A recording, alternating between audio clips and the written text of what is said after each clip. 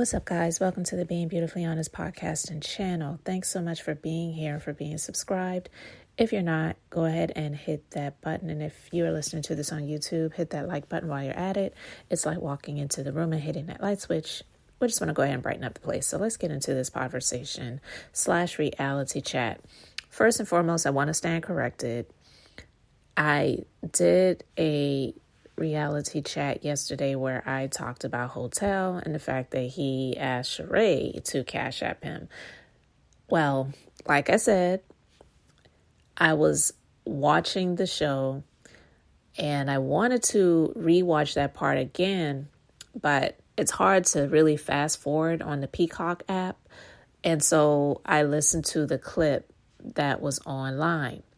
Now, the clip that was online was a merging of different scenes from that episode. So they played that clip really quickly, and I didn't really recall the conversation that Candy, Kenya, and Shamia had at Kenya's house about Martell, right? But anyway, I'm willing to say I made a mistake when I said something, because he did not ask Sheree to cash app him, but he definitely did request cash apps to pay for the entire dinner for those who attended Sheree's birthday dinner at Nobu, the restaurant, which is very expensive. Now, I'm not going to say I fault Sheree for that, but Sheree knew what she was getting into, because she knew that nigga didn't have no money like that. And I'm just going to say it like that. And so, yeah, it still is funny, because he still definitely did ask for cash apps. He just didn't ask her for cash apps. So I guess he scrounged up enough change from his mom's house to pay for the dinner for himself and for his alleged girlfriend at the time, Sheree. He knew he didn't have it like that. You know what I mean? And so I don't even know what he was thinking. Not saying that Sheree is all this high class. She somehow gets by in life. And someone put a comment in my comment section talking about how Sheree has a $6 million house. She by Sheree. She is this, she is that. Well, it's still questionable how she actually paid for that house, because I don't care if she is on The Real Housewives of Atlanta. She's not been on there consistently. And we've seen how people who are on The Real Housewives of Atlanta, for the most part, have struggled in a lot of areas financially. This is not The Real Housewives of Beverly Hills, okay? Not even The Real Housewives of New York, for that matter. So a lot of those women who've been on that show don't have it like that. And yeah, we know Candy she was a celebrity before she got on The Real Housewives of Atlanta, and being on this show has definitely made her star rise. But I will venture to say that if it were not for this show, she would not be where she is financially. It has helped. I get it. She has been in the group Escape, and she also has written a lot of Grammy Award winning songs. I want to say a lot, but even if you've done one, that's a feat, because not everybody has that on their resume. But yet and still, had it not been for this show, going off on a little bit of a tangent, but it had not been for this show, I don't know if she would have made up with the group members of Escape, because she was not on speaking terms with those ladies before she got on the show. And almost everything that Candy does is for money. So getting back with the group members of Escape, even though she was still on speaking terms with Tiny, it wasn't the entire group, but it benefited her financially to do that. So even though it is one of those things with her where it's hard to put her pride to the side to speak to someone for the sake of moving forward, I really think for her, it's that, don't take any offense, guys, if you are a Taurus listening to this, but I believe that Taurus, the bull energy, that bullheaded energy, where you have to have things almost completely your way before you decide to move forward with someone. So I've heard that that's one of the reasons why she has never made it right I won't even say made it right, but she's made amends with Phaedra because Phaedra has never reached out to her. Because I often wonder with that, why would she be okay with Portia when Portia was the one walking around saying those things about Candy and alleging those things as well? But then at the reunion, when Portia said, well, that Phaedra was the one that told me, so I'm not going to speak anymore because I got to cease and desist, then she will never have anything to do with Phaedra anymore. I don't really care that much about it, but it just makes me wonder. It does. So anyway, I wanted to talk about that because, yeah, he did not ask her to send him cash apps, but he definitely did ask for cash apps of the group. Well, listen, I wanted to play this clip because something about Sheree that really gets on my nerves. It seems that when she's being called out, or if she's being called out on lies or anything like that, her voice gets really high level and high pitched because we know that she has a voice that is not high pitched. She doesn't when she's speaking. It's pretty low.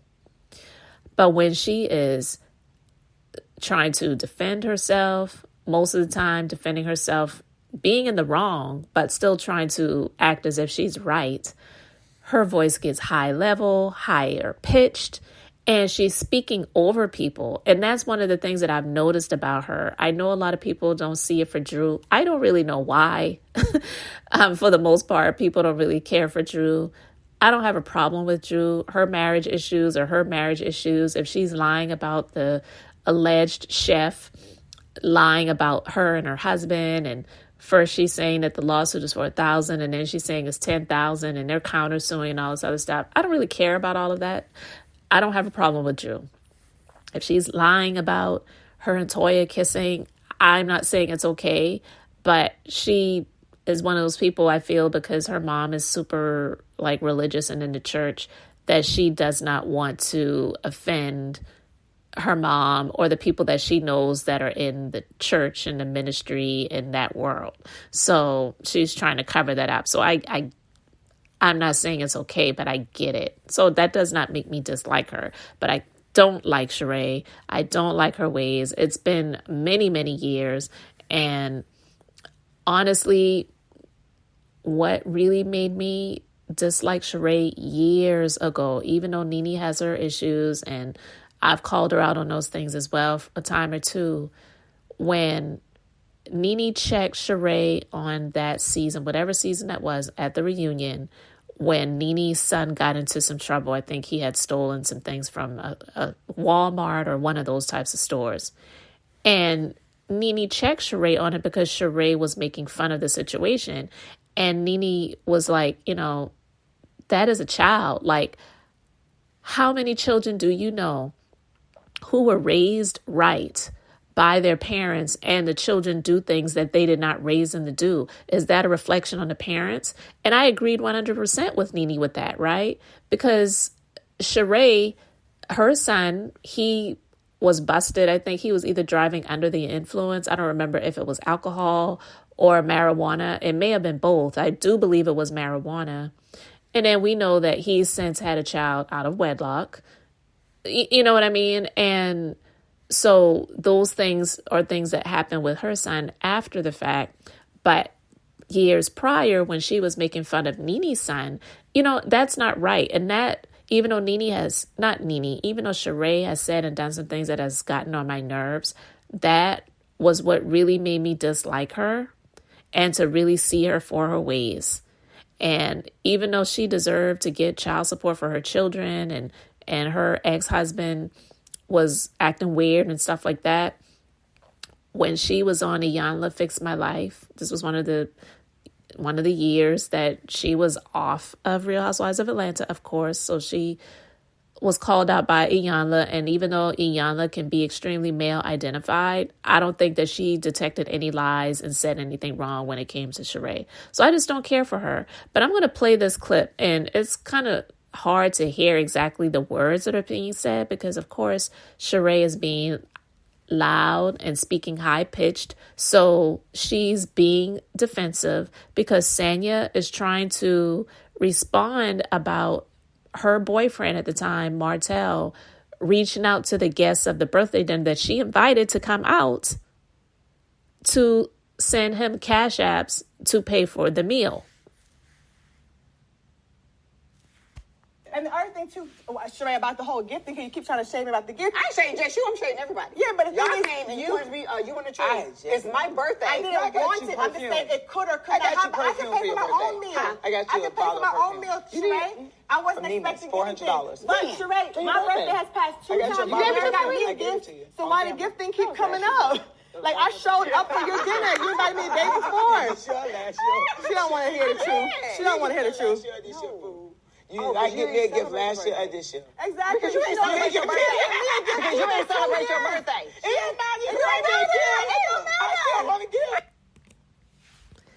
All right. She sounded like a cackling hen, honestly, but Sanya, she wanted to link up and click up with Sheree and Marlo. And I'm not saying you have to click up with anybody, but that's what these women tend to do on these shows. She really sees Sheree for like who she really is, because Sheree just decided to stop trying to defend herself after getting high-pitched and loud. And then she just ignored Sanya and was talking to Marlo, like just ignoring it. So people in the comment section are like, ain't that your friend? LOL. And someone else says, it's so weird hearing Sheree's voice coming from Drew's face. Now that's shady. But someone else says, Sanya, baby girl, how many times we got to tell you you picked the wrong side? You made valid points. And that's where Sheree is going to draw the line. Someone else says, Sheree is very defensive when she gets put on blast and loudly, rudely attempts to overtalk these women because she doesn't want to hear the talk. And that's exactly what I was saying, because I'm reading these comments after I'm sharing my thoughts about everything. But yeah, I just wanted to talk about this because Sheree, she's never going to change. She's a woman of a certain age. She believes that she can do no wrong. I don't care about her owning a $6 million house. It is questionable how she paid for it, how she got the basement finished, how she furnished it with all of that expensive furniture. People have questions.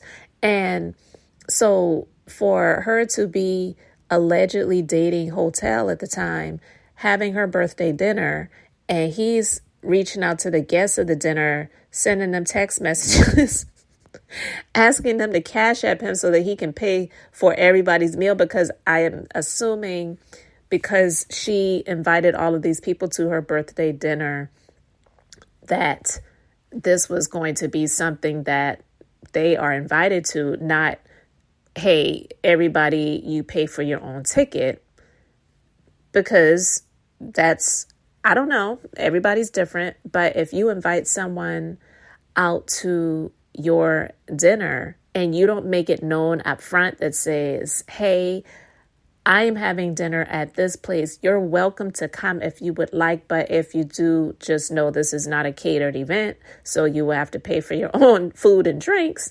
Then most people would assume that everything is comped. That's what I'm thinking. You can let me know your thoughts in the comment section. But apparently that was not the case. And Sheree did not give Hotel the memo on how they do things.